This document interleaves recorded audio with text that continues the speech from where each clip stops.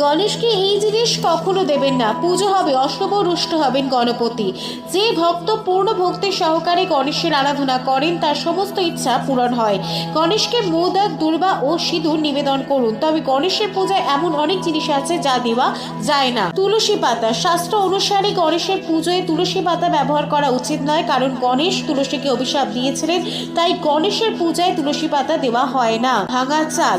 ভাঙা অক্ষত বা চাল গণেশের পূজায় ব্যবহার করা উচিত নয়, কারণ ভাঙা অক্ষত বা চাল ব্যবহার করলে গণেশ রেগে যান। গণেশকে টগর ফুল দিয়ে পূজা করা উচিত নয়। ভোলানাথ টগর ফুল পছন্দ করেন না, যে কারণে গণেশকেও টগর ফুল দেওয়া হয় না। কেওড়া জল বা কেতকী ফুল গণেশের পূজায় ব্যবহার করতে নেই। শুকনো ফুল মালা গণেশের পূজায় ব্যবহার করবেন না। শাস্ত্র অনুসারে শুকনো এবং বাসি পচা ফুল দিয়ে গণেশের পূজা বা যে কোনো দেবতাদের পূজা করা উচিত না।